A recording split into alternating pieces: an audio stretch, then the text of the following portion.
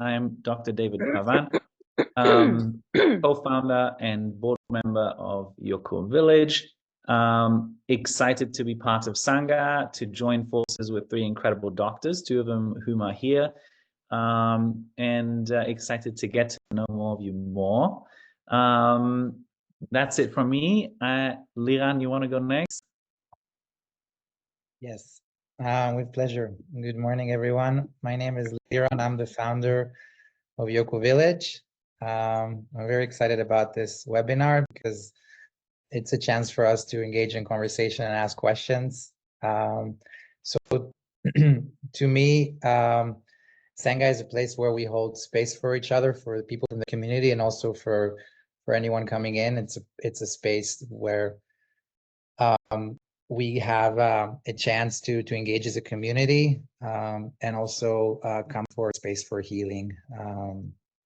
I've been imagining myself as I've been living in Costa Rica in Santa Teresa for the last 5 years almost, and I've been imagining myself coming down from the mountain where I live and meeting other people, engaging in morning sessions, meditations, yoga, and just be able to go to a place where we can eat well, and then every now and then sign up for incredible retreats, meet people from around the world that would come as leaders to host retreats. And I'm very, very excited to be part of this co-creation. Thank you.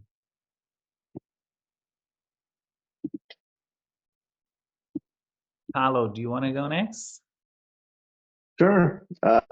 My name is Carlo Reyes. I'm an emergency physician. I've been in practice for 21 years. I've been a lifetime meditator as well. Spirituality is a focus for me, and I've been raised in the idea of growth spiritually through various methods. I'm very excited to be a part of this team. I think that the time is now to create something like this. Everything's getting harder and harder in the world. There's so much suffering, and I see this as a beacon of light for change. And it starts with each of us individually to raise our own individual spirituality and consciousness. And then the idea is to share it with others so that they can grow their spirituality. And to have a community like that is a dream that me and my brother have had for many years. So when we were approached with the idea to do something like this, to incorporate Western approaches of proven evidence-based medicine with spiritual approaches and plant-based medicine, it just was such a huge attraction. A big light came on. So very honored to be here to share our vision. Thank you. Thank you, Carlo. Yeah, and we have Carlo's brother here as well, part of the team, Arjun. Hey, hi. My name is Arjun. I'm a psychiatrist, and I'm based out in Los Angeles. I do general psychiatry, addiction, alternative treatment. I'm a psychedelic researcher. Very excited about Sangha and YokoVillage in general. Again, Carlos stated we're both lifetime meditators. We grew up in a very spiritual family. I've done many, many retreats all over the world, and I'm just excited to be part of a Sangha as a place where we can host retreats and be part of other retreats. And yes, I'm very excited about raising consciousness in this world, and I've been working in healing for a very long time. Thank you. Thank you so much, Arjun. So it would be awesome to just get a little bit of a sense for who's in the room, maybe how people found out about us. So if I can, and if you're in a place or space running on the train, whatever way you don't want to come up, it's no problem. But maybe if people can just kind of say their name, where they're based, and maybe a sentence on why they're interested in this space, or what made them curious about this. So I'm just gonna maybe call out people, and as I said, if you're not in a position to speak, no problem. Maybe we want to start with Margot. you're here and I see you right. Hi, good morning. Good to see you I again. Yeah, same here. I'm super excited. I'm so glad I was able to join in. I'm a certified lifestyle coach from a place called Wildwood Health Institute. They're in Georgia. They were founded in 1942. They're actually an extension of Loma Linda in California. And I was looking for a place to host a retreat, and I reached out on occasion to your email, but for one reason or another, I was never able to have the pre-meeting, and I just got an email the other day from you guys again saying, mentioning this wonderful project, and I was like, wow, this is the timing for me to do this, because I've actually been considering opening up a lifestyle center locally in San Jose, where I've been the last 20 years. Amazing. Thank you so much, Margot. I see Scott has his camera on and is here. Good morning, everyone. Good Wonderful morning. to meet everyone here. Liran, if I'm pronouncing that correctly, good to see you in person. We connected for LinkedIn. I live in Toronto. I'm a sustainable infrastructure architect and developer. So I develop large industrial projects to tackle climate, build food security, deploy renewable energy assets, try to do things at really large scales to try to really impact the world in the most positive way we possibly can.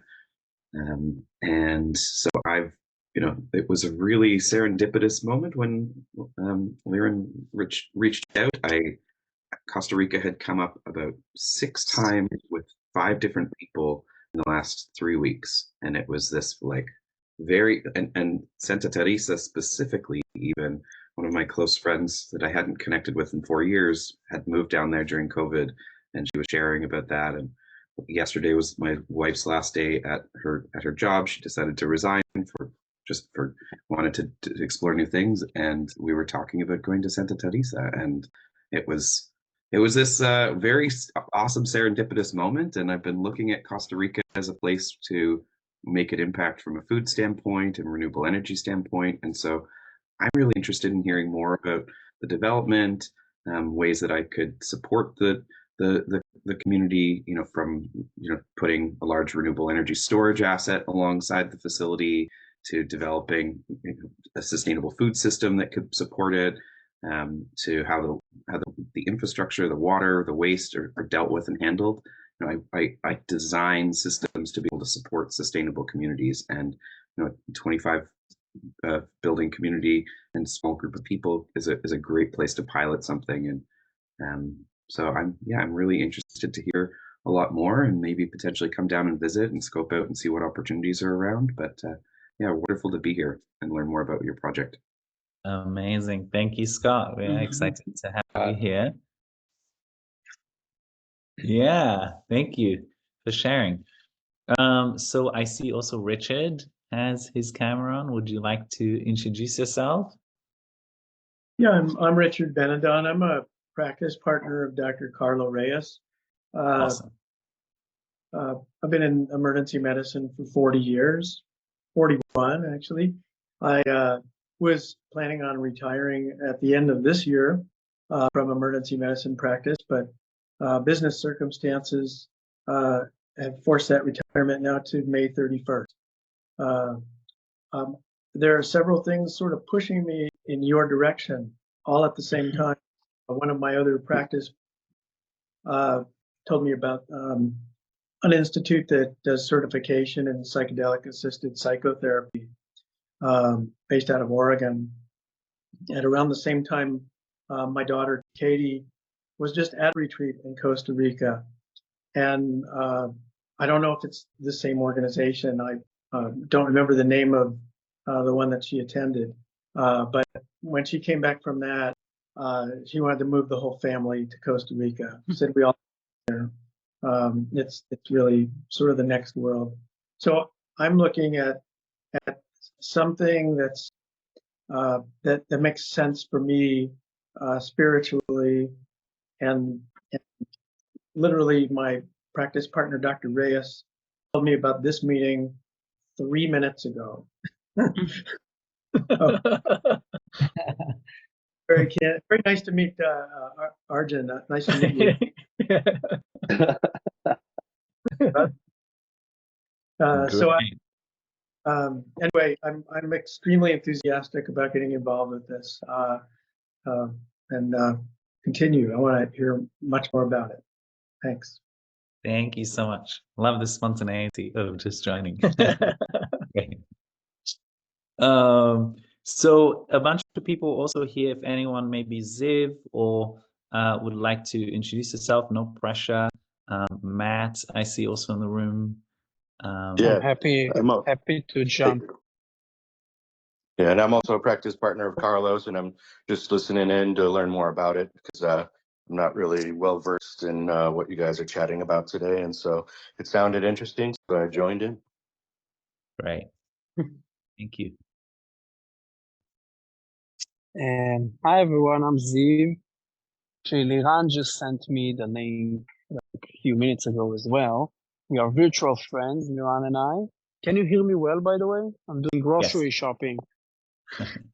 Yeah. We can hear you. Very quickly, it's quite incredible how much of mutual background and interest we have here in the room. Quickly, I started my life as environmental engineer, really looking into solving the world's greatest problems when it comes to environment. And I had a company, I founded a company to map air pollution all around the world, how air quality changes in a very high resolution. We had a great journey, got acquired by Google. And then I kind of launched into a more spiritual path and consciousness and awareness. I actually ended up doing a PhD at Stanford on precision medicine, taking many things, including longevity, psychedelics, mental health, and trying to bring a more quantitative approaches to better measure those areas and their impact. And I'm very interested in Yoko and what we can do as a community to raise awareness and consciousness globally. So very happy to be here. Amazing. What an eclectic, diverse bunch of people and backgrounds we have. I actually also have an environmental engineering background, but thank you, Ziv, for introducing yourself. Excited that you're here joining us today on this Saturday. So we have two Johns also, or Beata, if either of you want to briefly tell us about yourself.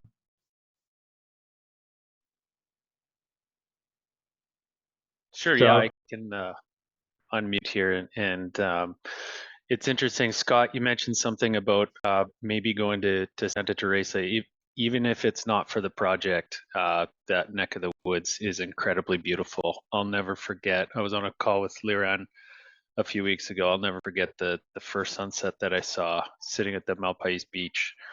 For me, I'm very interested in the project more from a curiosity standpoint. I love what you guys are doing from a progressive spiritual and consciousness kind of project approach, as well as there's some financial opportunity and incentive in it. I love to visit the area. I'm from the Canadian Rocky Mountains. And if anybody's been up here in the winter, it is extremely cold. So we got to get away somewhere warm every year, typically on a surf trip somewhere.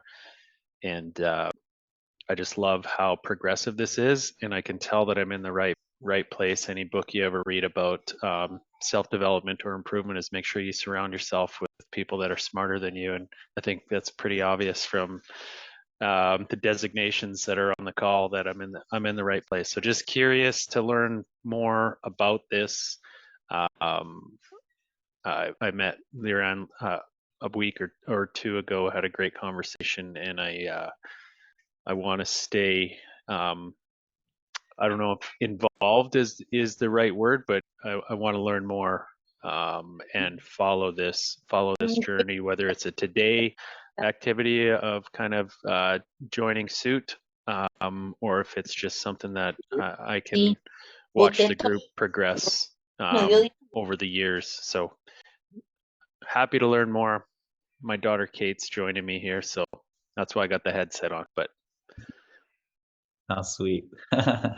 Family is always welcome to join anytime. Thank you, John.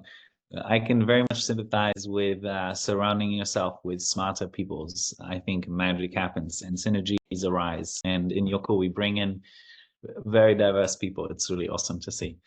I think the other John that's in the room also wanted to introduce yourself. Yeah, another John, another Canadian. So hey, folks, my name is John Bodreski. I'm based out of Toronto, and I'm actually one of, I guess, maybe I'll say original investor, yeah, in Senga, and super excited about, I guess, kind of the new direction for the project. So yeah, just really keen to learn more about it and also understand kind of the current status of of the raise and things like that. And so looking forward to hearing more. Great. Thank you. Thank you so much. Good to have you here. I think maybe Beata, if you're around, or Helga is also here. And Emil. And Emil, that's right.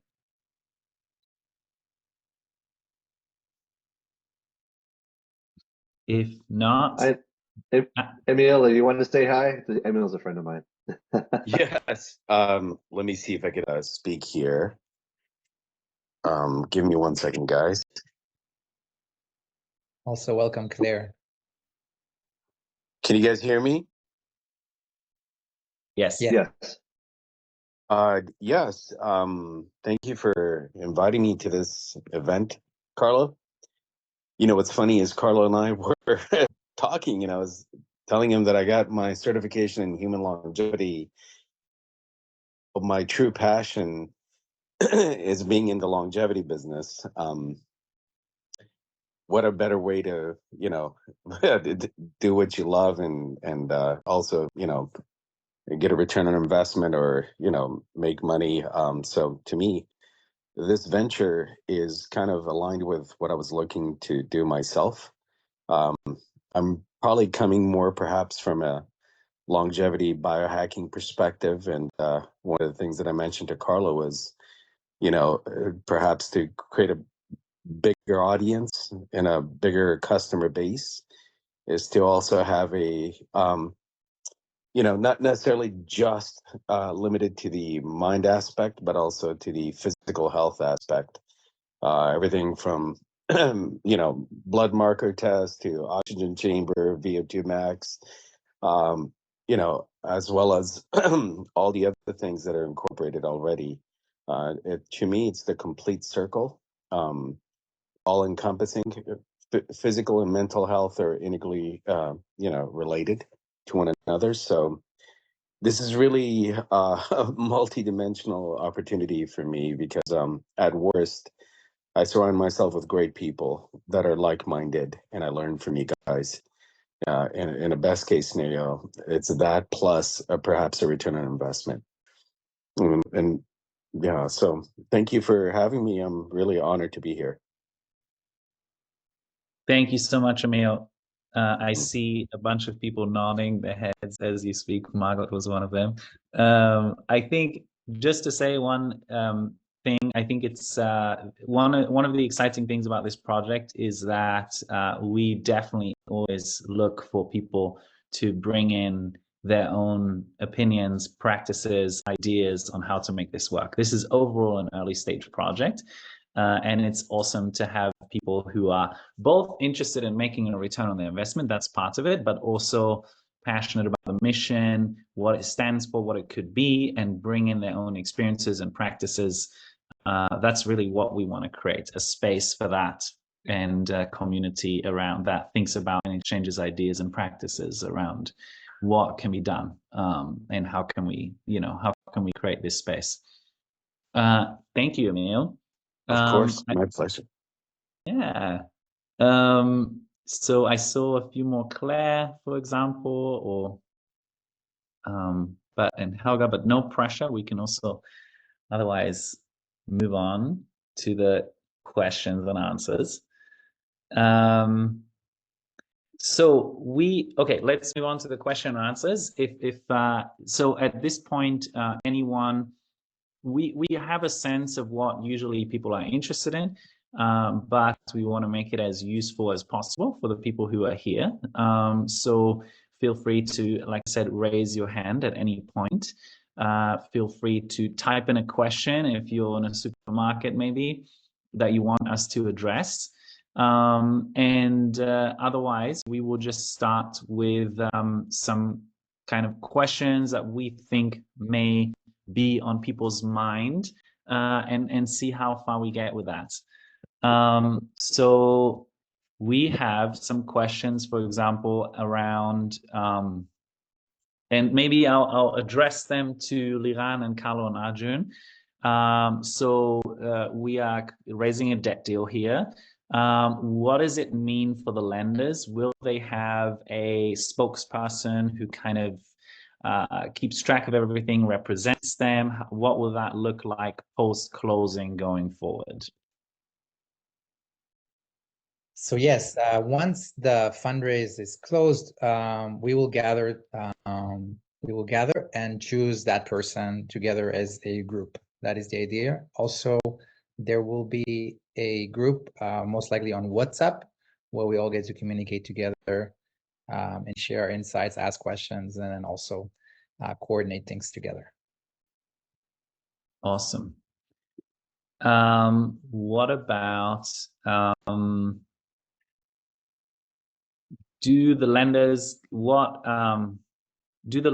get a priority to reinvest with other investment deals in the future, or if they want to buy a land, convert their investment into land? What does that look like?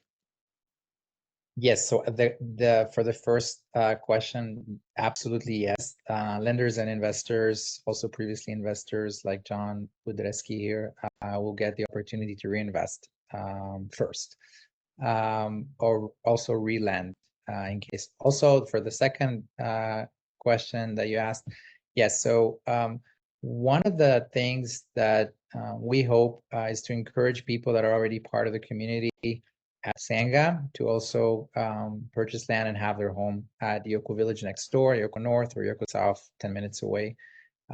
So what we've offered is something very unique that I know I'm going to regret over time, because we're going to lose so much money on this, is that anybody who's joining today would get the old price, which is the price everybody bought land previous that the parcels were titled. And by the way, we're supposed to get all the titles in YokoVillage North and South within the next couple of weeks, finally, after a few years of waiting. And so we are still keeping to anyone who's joining this debt deal the opportunity to join at today's prices that are listed at the website at yokovillage.com/prices.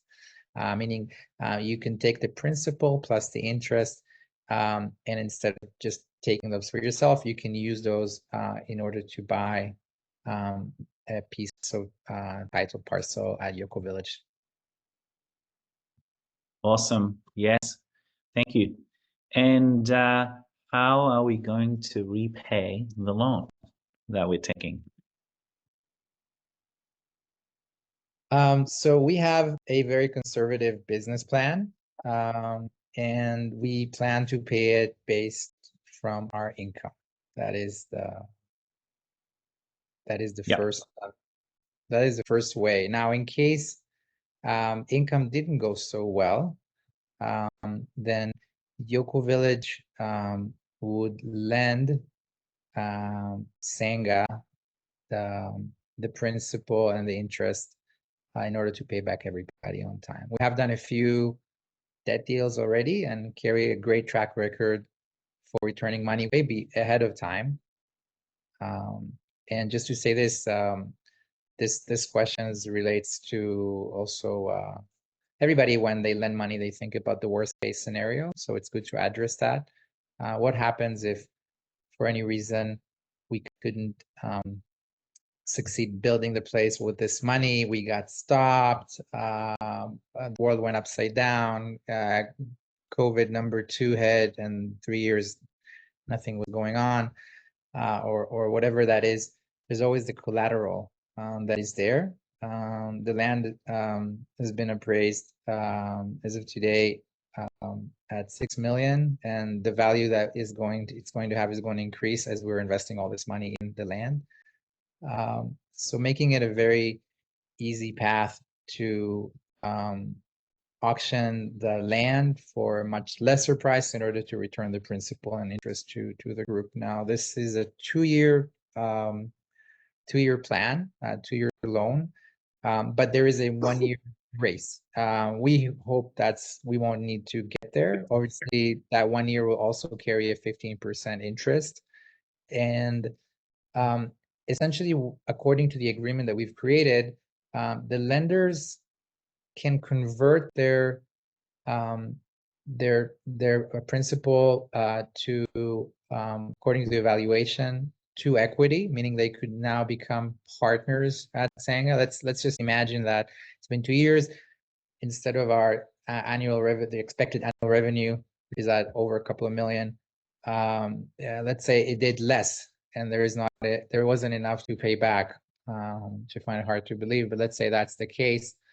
In that moment, the lenders could enjoy something that is beyond just a 3-year debt, but actually become equity owners and then enjoy income for the rest of time. And then if at the end of the 3rd year, according to the contract, we couldn't still return the money, then the lenders can possess the power to auction the land.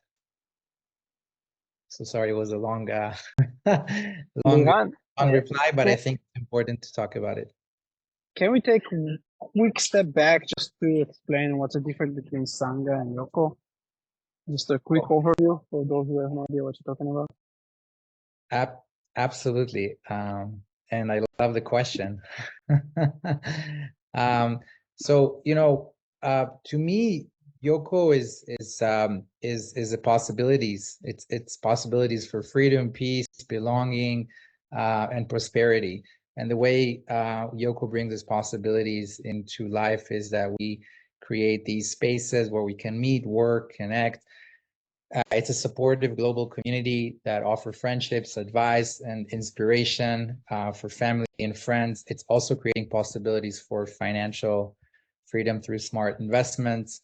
And essentially what it is, it's an eco-village. Now it's a multiple eco-villages because we have one in the Netherlands. We have 2 in Santa Teresa. There's one coming up in the Caribbean. And it's the idea for having a possibilities for families to swap their homes and live from summer to summer and essentially live in community. Now, when you ask me kind of like, what is the mission of Yoko? It's to create environments that foster harmonious and balanced relationships between human and nature. So our goal is always to have people that are conscious and wanting to improve their relationships with themselves, with others, and with nature. Essentially today, Yoko exists in Santa Teresa, YokoVillage North, and YokoVillage South. We're talking about a project with over 200 titles. Real estate is the way we do the transactions to support and bring the community. And in Yoko, we have communal spaces that we're planning to build, such as co-working areas. Sangha is the retreat center and the health and wellness space that is next door to Yoko, where members of Yoko and also outsiders can come in and connect and hold space for each other and enjoy workshops, sign into life-changing retreats. And Sangha, if I would need to make it, it's a health and wellness retreat space where it is either used as a facility for world leaders and hosts that host retreats and for their own public. And then also it has an in-house team that gathered retreats that are dealing with fasting, psychedelics, non-psychedelics, also corporate retreats. So it's a very wide range of activities that Sangha would host. Sangha is essentially a place where there are you can rent a glamping unit, which is a very high luxury tent that you sleep in nature. And then we're also right now designing new units they're all ecological units that you sleep in nature. And then at Yoko, you own a house. You first buy land, then in a second contract, you build a house. We usually build it for you. And then you can, whenever you're not there, you can rent it out on Airbnb. Maybe when Sangha is fully booked, some people are going to rent at Yoko and vice versa. So I hope that answers the question. I saw that Margot raised her hand. Would you like to unmute yourself? Yeah. Yes, I had a question regarding those 2 years that our money is going to be invested and the use of the spaces in Sangha. I'm particularly interested in knowing if we're going to be able to make use of those spaces, like for myself to host retreats and stuff, which is my initial reason for being here.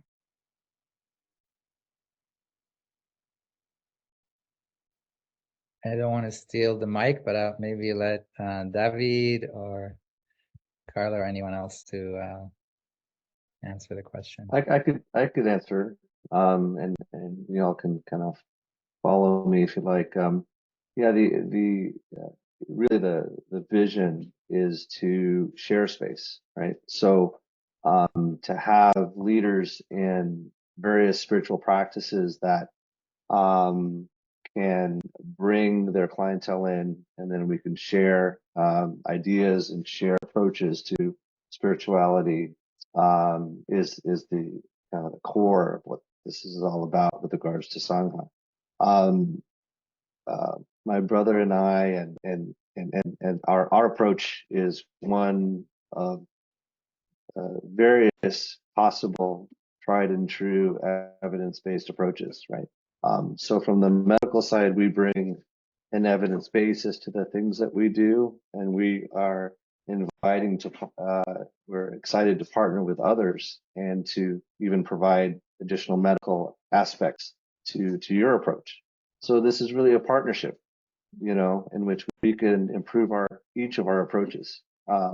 And the more hits we have on something, we get better at it, right? So yeah, we're very excited. It's kind of in part with the philosophy of Yoko, right? Is sharing, creating a space for spiritual leaders all over the world to further healing and spirituality.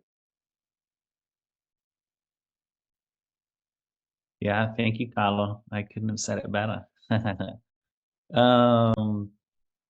I see John raised his hand. Yeah. So we got two questions, maybe a little bit about Sangha in general as opposed to the debt raise.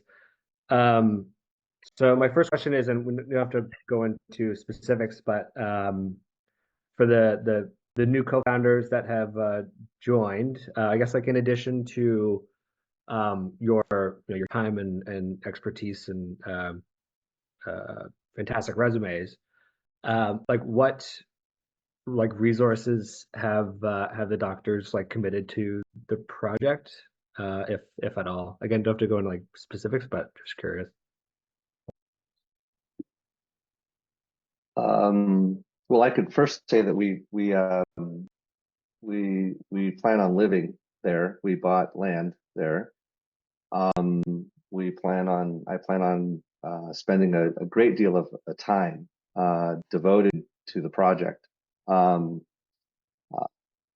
think through our networks and our reach and influence with other institutions and as well as our spiritual and kind of community that we have, I really do see a time where I'll be spending most of my time in Costa Rica.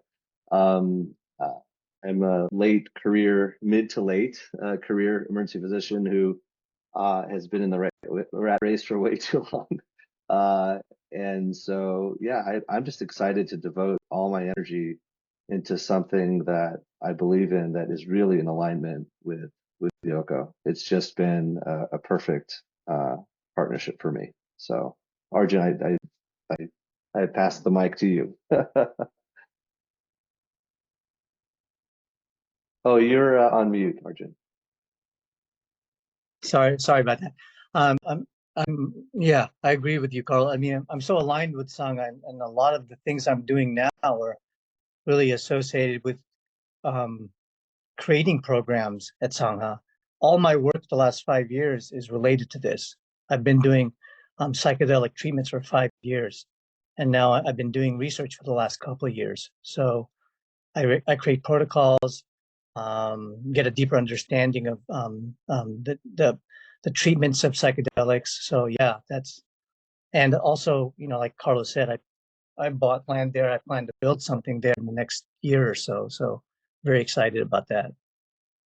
If I may say something, because you guys both didn't answer the full question that John asked, and it's also a little bit of a private question. So they have also invested a substantial amount of money in Yoko, and in the deal that they made with Yoko was that Yoko take part of that money and uses it for the design of Senga. So there's also a substantial monetary investment there. Just wanted to add to that because you guys haven't mentioned it. Okay. Awesome. Thanks. No, I appreciate that. And I guess that kind of dovetails in like my second question.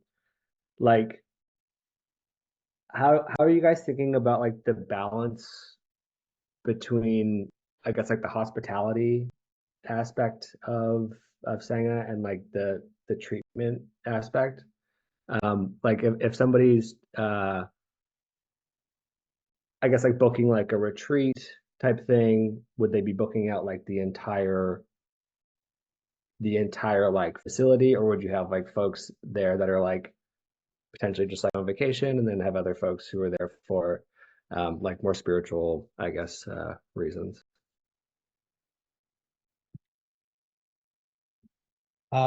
Maybe I'll answer a short part, and then I'll let the other founders share their version. So the hospitality part is going to be combined in a sense whenever there aren't retreats happening, and I hope and foresee that there will always be retreats happening, maybe not in the first year, but as a second year, I'm pretty sure it's going to be fully booked on retreats 365 days a year.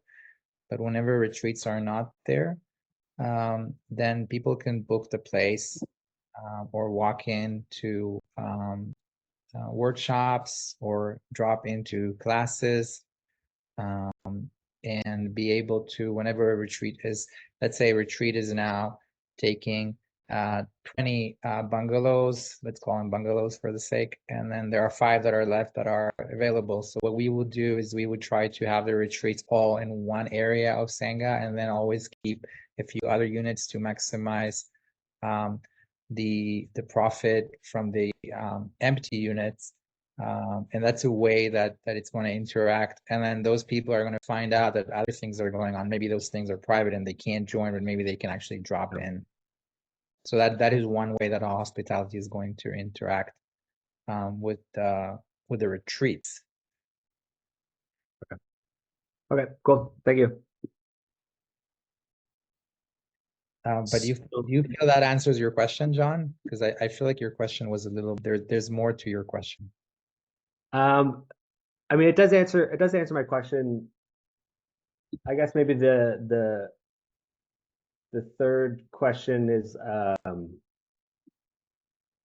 like for folks that are on retreats, I guess like the varying levels of like intensity of those retreats, for lack of a better term, around like folks maybe like like addiction therapy, and other types of like treatments like that, like those things kind of like occurring at the same time as like folks would be, I guess, like on vacation. Like is that, would that be something that would be happening within Sangha, like those two things happening concurrently? Does that make sense? Yes, happy to answer your question. And then again, I'm here to give the others the mic. I just see you guys. So feel free to raise your hand. We're going to have ayahuasca ceremonies in Sangha, and when those happen, we would probably close the place just for that. So we let other people come in and just be on a vacation while somebody else is going through some inner deep work, 100%. So there will be sort of control by the management in order to keep the place either for hospitality whenever there aren't retreats, and also I could see there would be multiple retreats, because at the end of phase 1 we're going to have 25 units. At the end of the phase 2 we should have up to 43 units. That's big. We're talking about over maybe 100 or 150 people staying there at the same time. That's a lot of people. In that case, let's say there is a corporate retreat in one area and a yoga retreat in another. We could allow that, but we definitely won't be able to allow some other sacred ceremonies to take place while other people are not there for the same purpose.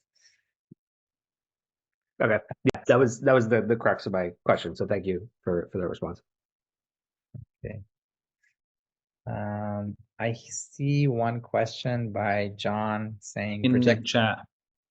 Yes, you go, David. Yeah, I'm happy to. So I'm going to read it out quickly. A lot of accomplished individuals on the call. Why the need for a debt call and not cover the costs ourselves? 3 to 4 million is not a ton in terms of larger developments. Financing is likely less than 15%. Why not finance through institutions? So in Costa Rica, sadly, it is, for us and for most early projects, I mean, when I say early, we've been doing this for more than 3 years. It is basically impossible to access financing as we would be able to in the US, in Western Europe. So essentially, we rely on private investment. And why not finance it through our own, basically ourselves through cash flow? So we have already done that. So everything we've invested so far in Sangha, which is close to $2 million, came essentially from our own cash flow. That included acquiring the land, getting the permits, putting in the infrastructure, building the 8 lamping units, and so on. So this is really to push it over the finishing line and to make it reality. So why are we doing a debt deal for that? It's basically just for cash flow reasons. It's, if we have, like now we are kind of at the end of the dry season, and we want to open the whole retreat center in the next high season, which is January, February. And so if we were to do it through our own cash flow, it would probably take much longer than that. So yeah, basically time is money. We want to get it done, most of it this year, to be able to open in January, February. And so we're happy to give interest on that, because getting another season and making this reality a dream sooner is just worth so much. Yeah, time is the only finite resource in life. Go on, Liran. I love that last thing you said.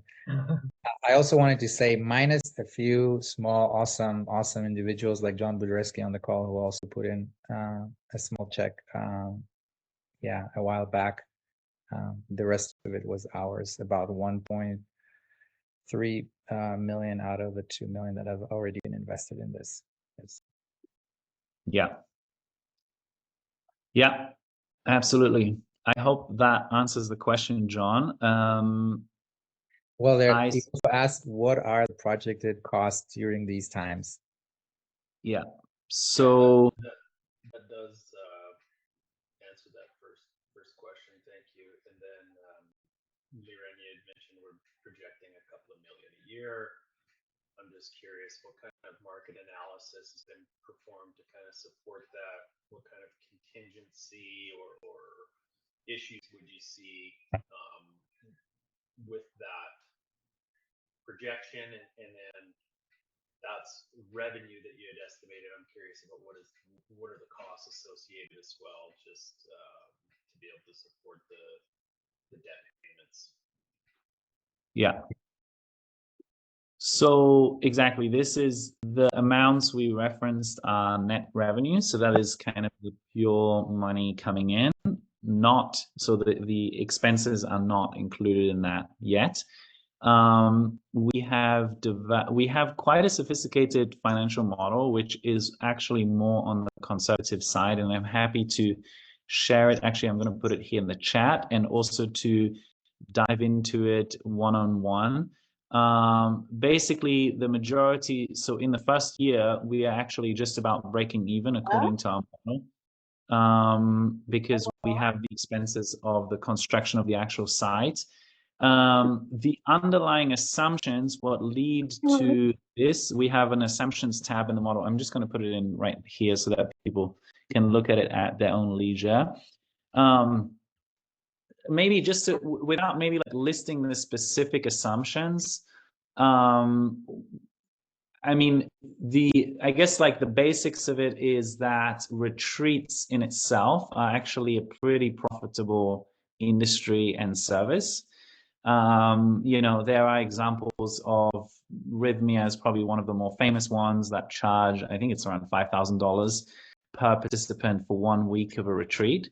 And they have tens, if not 100 or more people going through it at the same time. So we want to differentiate ourselves from Rhythmia and give a better, more personalized service with more integrative health, both before and after, and basically, yeah, like, you know, create a better, more special experience. But it's just to kind of show the price point where other players in Costa Rica are at and how profitable of a business it is. And again, the main point being here in Santa Teresa, you know, Costa Rica has become one of the centers of the wellness retreat space in the world, specifically Santa Teresa, arguably one of the main locations in Costa Rica, and there are no locations that can host more than 40 people in one retreat. And that's kind of where we come in. So I'm going to put in the chat the cash flow spreadsheet, and it is quite comprehensive, but it includes all of our expenses and our entire model. Oh, I see people are joining in already. And I'm happy to dive into those a little bit further. Also, just to say that we've had a period where we've done market analysis, comparing through other retreat centers in Costa Rica and Latin America. We have spoken, I don't want to mention their names, to 3 other retreat centers that have been operating for a few years in Costa Rica and very successfully. Some of the founders are friends, and we've delved in on the pricing, as well as the occupancy rates. What we've seen is that we have a substantial differentiation, like David said, since we are taking it to the next level with the integration component that we haven't seen anybody aiming at doing. And we're also in Santa Teresa, which has become one of the most popular, if not the most popular town in Costa Rica now, for good reasons or bad. Also, the location of Sanga is to just like mitigate on risks of the retreats. Just from a hospitality perspective, it's just 5 minutes away from the hustle and bustle of town, but still in a very quiet location, where we have an area that used to be a bean farm, which is open, and then we have a deep forest where we can have hikes, meditation center, ceremonies. And so we have a river that's flowing there 8 months of the year. So we'll have the sounds of water and nature all around us. So we just have a very good starting point in comparison to what I've seen in some of those extremely successful retreat centers that don't have all the attributes that we actually have there. I will say this: we have a very tough road that we are hoping to improve. In order to get there, there was a 4x4 that always needs to be rented in order to get there, but we would also offer rides, so people would actually not need to think about the car. Today, that is like a little downside that we have next to all the amazing good sides. But we would be offering a service for to bring you from Kobono Airport or from town. And once you're there, you don't need to go anywhere. You can eat there, you can train, do the retreats, hang out, and we're even going to offer a shuttle to take you to town back. So if somebody wants to come but they don't want to go through riding an ATV or rent a Jeep, then they're covered. And what do you think that cost would be to get that road infrastructure developed? Well, that's something that we aim to do at Yoko anyway, because Sangha leads to Yoko. So that is part of Yoko's aspiration to actually break that road and pave it, and also actually pave everything from the East Street entrance up to the retreat center and to YokoVillage. And the cost it comes in tranches. So there is so we built a bridge that you can get into the area of Sangha and YokoVillage North. From that bridge up, that's the nasty part. We're looking at about $50,000 or up to $70,000 to redo this road. That's something that's in our plans anyway. Right now, the T section that leads to that, which is a gnarly area, has over the last 2 weeks have been paved. So if you go there now, that part has been paved. We participated together with the neighbors, and then there's another initiative to do the main road from East Street, which is the most problematic and most expensive road. But hey, there are over 500 people that cross this road every day to go to their homes. So it's going to get done, whether Yoko is going to be paying for it or Yoko together with the neighbors. Thank you. I'm looking forward to going down. Yes, you're coming to visit us soon, right? I remember. Yes, I'll be there on Monday, so I'll get to get a first hand of that road. Amazing. Yeah, we the best way to find out more and to understand it is to always come. We can talk and show pictures and tell experiences, but so we encourage anyone to come, anyone here who's willing, and we will happily host you in Sangha to stay in the existing glamping units, help you with your travels and organize everything. But it's something we really, and also you're just going to have a great time. Like whatever the outcome is, you're just going to enjoy being there with us. Yeah, we have Eden here who's listening in. She's our concierge. She's helping everyone to come in and book a place. We also usually offer potential lenders and investors a couple of nights for free at the existing Yoko community space, where you have a sauna, cold plunge, hot tub, a swimming pool, and if based on availability. And Eden is always helping with renting out vehicles or renting a space in town or whatever you like. We are getting to the end of the hour, and there's been a few things we wanted to share.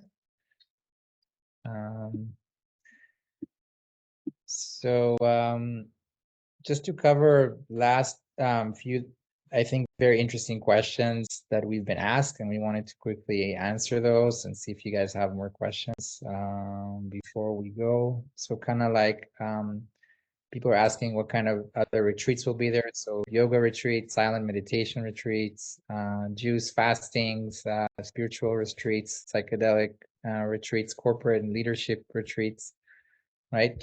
I've when I started Sangha, in the very first moment when I was sitting with my friend, my friend from high school, Rakesh, who's also an investor in YokoVillage and is a yoga teacher, and he actually came up with the name Sangha.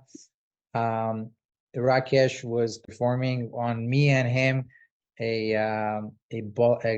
gallbladder and liver cleansing, which is that type of cleansing that you use coffee enemas. And there's so many things, just to say, that we could be doing there that are cleansing. There are so many alternative treatments that this place, I feel, will discover that most people don't even know of. Part of our marketing strategy is to come up to the world and say, hey, we're doing all these things that you don't even know maybe are available there. And so that is something I wanted to share. Apart from that, a lot of people have been asking about the integration, the medical integration post retreats, kind of like what happens, because we all know, and we've seen other retreat centers that are hosting ayahuasca ceremonies, and people kind of have their third eye opening there, and then find it very hard to reintegrate to their existing work days and life. So maybe Carlo, you can, or Arjun, you guys can share a little bit about the post integration. Yeah. So when someone goes through a psychedelic experience and they get a higher level of awareness, it's a very potentially unstable time if there is no additional guidance, and one of the problems with ayahuasca is when you have Westerners coming into Peru, for example, there is no support in that context. The indigenous people have their own support. It's their own culture, it's their own communities. But if you're traveling to a place and then you have to go on a plane and go home the next day, it's like, where is that support? And that's been the big problem for most retreats. And so it's critically important to have post-integration, and it's actually studied and proven to be important. And so, with my brother being a researcher, he's actually researching that very aspect. So we find it critically important to be that guidance through counseling, life coaching, spiritual support, that is integrated both during and after the experience, to ensure that you're a person, an individual, is able to manage that experience and then elevate. So this is so important, and it is so different from all the other retreats out there that are slowly incorporating it, but we're incorporating an evidence-based approach to it, with the guardrails of medical science providing that additional support. So it's really that blend of what's tried and true in the indigenous culture in terms of the plant medicine, combined with the evidence-based support through research and known protocols. So I'll pass it on to my brother to further explain what we're going to be implementing. So I just wanted to add that, in the post-integration part, I mean, during the ceremonial part, a portal is open, but a lot of that is very difficult to understand once you leave there. And that's what we're noticing about our clients and patients in the office. So we actually follow people for 6 weeks. And we have specific questionnaire rating scales that are both psychiatric, psychological, and spiritual.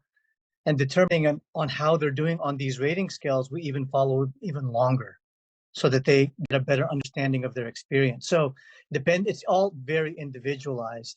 And depending on where you're at in your life, what you're experiencing, will determine if we follow you longer or shorter.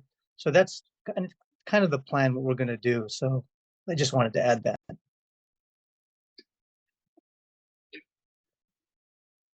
Thank you. Okay. We are over time. So I saw that Amit had a question over there. Yeah. I don't know if he's still here. I think he Maybe left. he's in mute. Yeah, Amit, you're in mute. Um, Otherwise, also Margot has another. Yeah, I just briefly wanted to take advantage of the fact that Carlo is here and mentioned that my approach to lifestyle, what I do locally is I give plant-based cooking workshops, and what I try to do is I try to create consciousness around the ingredients for overall health and well-being. So I just wanted to mention that because he's here, and I don't know if I'll have another discussion with him just because of his involvement with the Sangha retreat spaces and so forth. Absolutely. Plant-based approaches includes plant-based diet, and the potential elevation through plants is significant. And lifestyle medicine has proven that lifestyle, including nutrition, is an adjunct to elevating awareness and mind-body integration. So 100%, that is definitely part of what we're doing.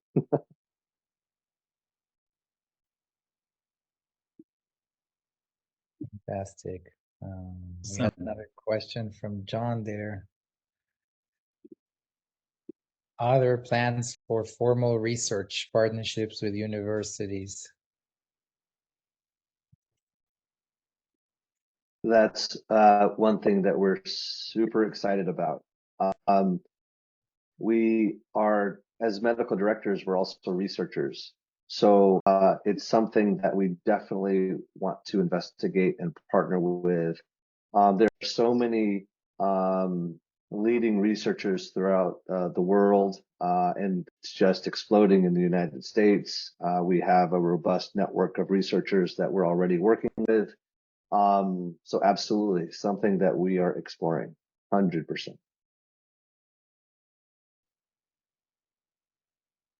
Amit, are you there? Do you still want to ask a question? Yes, good evening, good afternoon, depends where everybody is. I happen to be in Charlottetown visiting. I was looking at another farm community over here to buy. It's a spiritual community in Charlottetown that is in the markets. I came to check that out. I'm originally from Boston, and this is space that has been part of my journey since I was born. And I bought 250 acres in Cape Cod.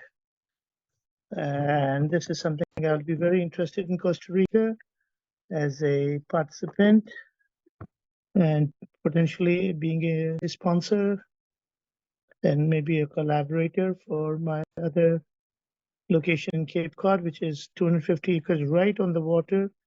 And that mission is to make it a spiritual community/farm. And I just assembled my working team to get to work on it very shortly. Congrats. We call it a Gopal farm for many years, but we are going to pivot it. So now we're calling it Surya farm, which is the sun. Surya is light. And we'll just keep it very generic name so that while we develop our philosophy and usage on it, it's in a very prestigious area. We are giving up, it was approved for 450 homes, mega mansions, 10,000 square foot homes. And I said, hell with that. I'll keep it into a spiritual space, maybe have a couple of nice retreat homes and 10, 20 bungalows, huts, yurts, something simple, and have a much more of a spiritual facilities. It doesn't have to be profit. I don't need to make money on it, but it has to be something that makes sense for a long time. I'm 56. I wanted to be here, but I'm gone. So I just wanted to plug that in and also see what your where your holes are, what your need is. I've been technology and venture capitalist for 30 years and a real estate developer for 30 years. So I have picked up a little bit of kernel here and there. So if there's any way we can support, learn, and if there's a possibility of my participation, I will definitely be happy to support that. Thank you. Thank you, Amit. Amazing. Yeah, thank you so much.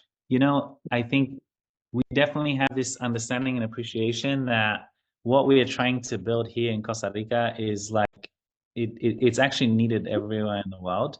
And we love partnering up with people. Basically, like how can we bring this to more people faster as opposed to doing everything ourselves? A lot of times it's partnering up with other people.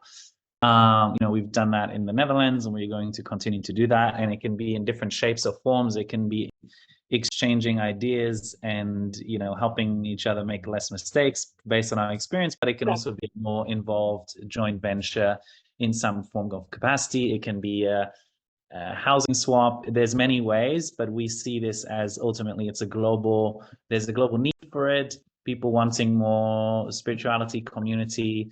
And we are always excited to talk about partnering up with more people, because that's really the top 5-10 world-renowned intellectual, not marketing oriented, but intellectual, deeply spiritual yoga teachers of the world are part of our team. The gentleman who has been instrumental in helping Prime Minister Modi become a dedicated yoga person and declare the World Yoga Day. He comes and visits us 2-3 times a year in Boston. He's in Bangalore. He's getting in age. And then my cousins have started several yoga retreats in the Himalayan regions as a foundation, as a charity. There's been a family tradition for a long time, but this cousin of mine has taken it to a next level. And we have a center in Vrindavan and also in Haridwar and Rishikesh, where 1,000 people stay for free and are fed for free 3 times a day. Tourists can come in, they stay up to 2 weeks for free. It's a simple accommodation, 1,000 people a day. We feed them, we house them, and this is a dormitory style living. But it's quite amazing. It's been going on for 75 years. Wow. Amazing. It's in our DNA. I'm the last, my generation, I'm the first one to bring it to the West. The elder generation had been doing it for a long time. So we worked in a professional life, in our economic journey, and this is our spiritual balance sheet. It's like the ledger. One side is economic ledger, one side is a spiritual ledger. That's a great term. Well, thank you. Awesome. Thank you for your time, everyone. This has been a wonderful chat. And if anybody wants to come and work on the farm, I'm always open to hiring people to run the farm, bring in different modalities, different school of thoughts. It's in Cape Cod. Cape Cod is where everybody knows the Kennedy family's compound. That is 2.5 acres. This is 250 acres. It's 5 minutes from them. And this is a lot more spiritual. And it's a lot more, definitely vegetarian, without saying. But it's going to be another Sangha. It's basically another Sangha. Beautiful. I mean, we will come meet you there, and we hope to have your presence with us as well. I'm always on the road. I take care of my mother. She's 83. I don't live without her. Anywhere I go, I take her. She has dementia and Parkinson. Anywhere I go in the world, she goes with me.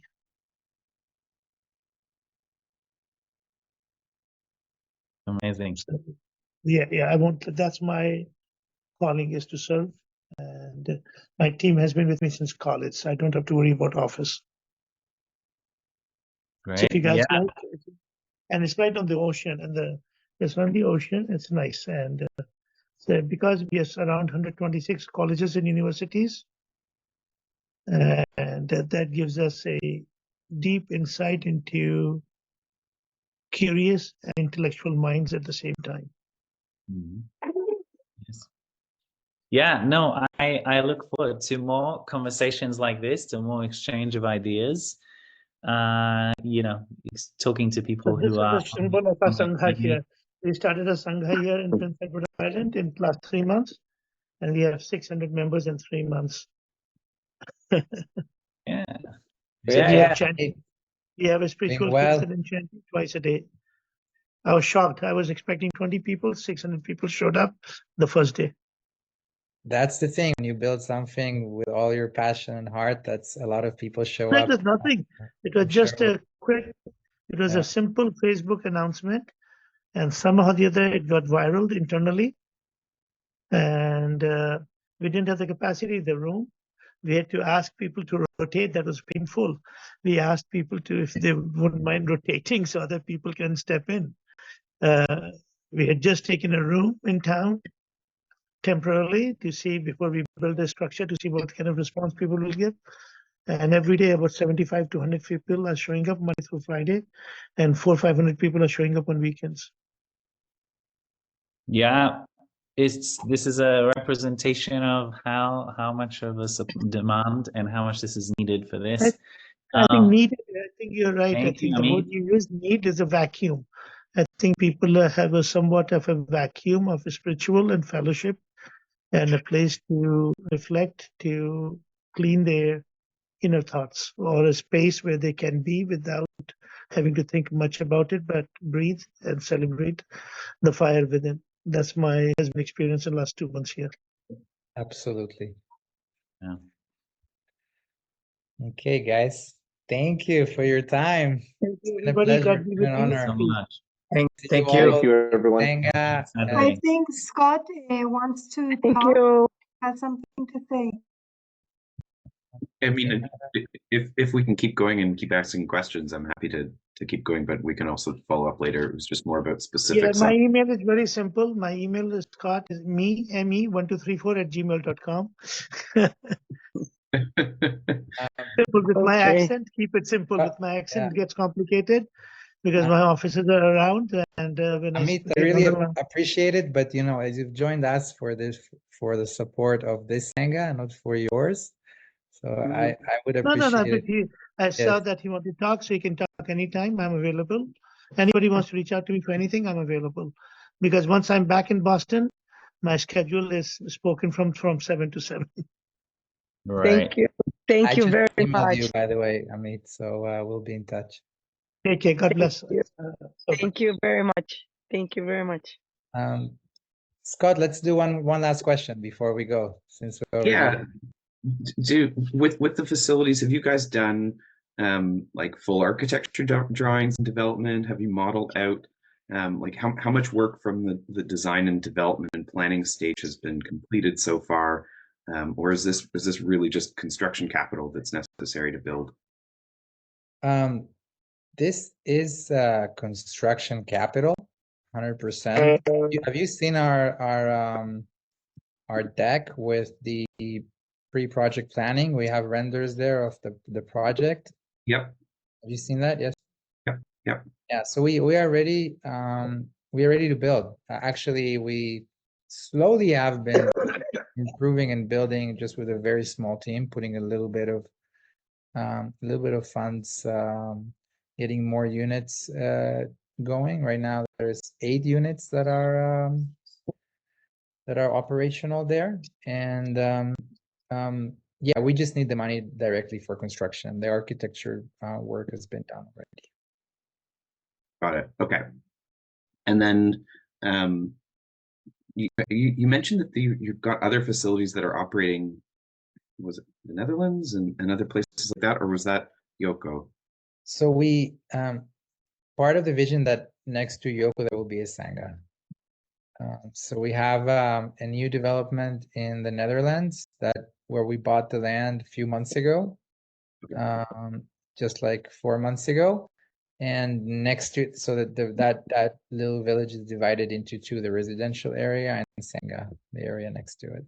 Yes. Got it. Okay. So it's not like an existing facility that's operating yet. It's another future planned development. Yeah, with partners that we have. We haven't launched a full-on working Sangha yet. It's going to be this one is going to be the first one. Great. And is there more development happening? I'm just trying to wrap my head around the difference between the Sangha and Yoko, and is there more development going to happen in both of them. This funding is specifically for Sangha. Yes, so we have 4 homes under construction right next door that we are building right next to Sangha.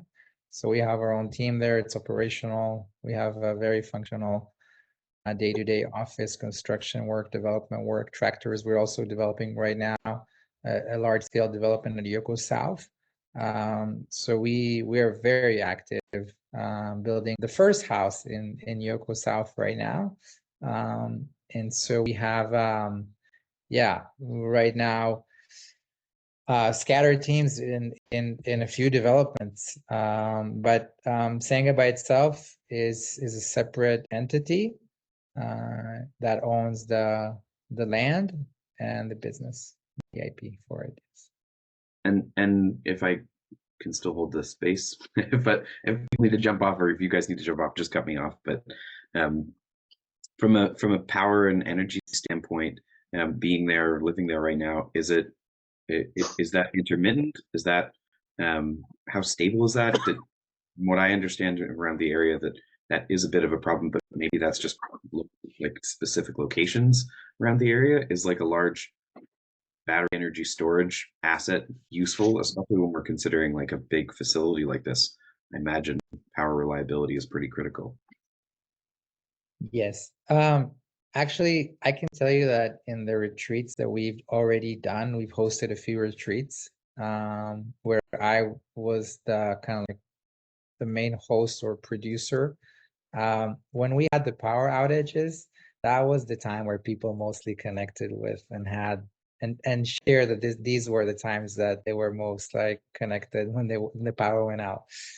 But aside from that, yeah, we're counting right now on local electricity, and we do have a backup generator that automatically plugs in after 2 minutes off a power break and then gives you necessary electricity for up to 5 days, although the power outages are never more than 12 to 24 hours, and usually they're 1 to 2 hours.